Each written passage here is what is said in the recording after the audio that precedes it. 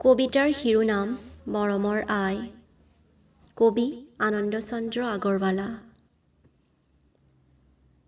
কোনে মোক তুলি তালি কৰিলে ডাঙৰ, মৌসনা মিঠা মাতে পাহৰি ভাগৰ।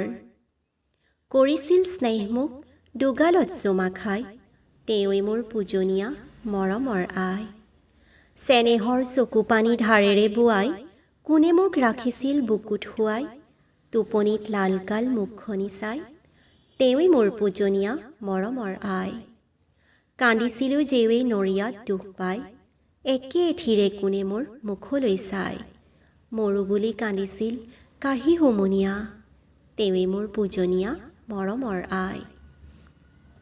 হৈছিলোঁ থিয় যেৱেই অ'ত ত'ত ধৰি, পৰিলেনো কোনে গৈ ততালিকে লৰি, নিচুকাইছিল মোক নাম গুণ গাই, তেৱেই মোৰ পূজনীয়া মৰমৰ আই।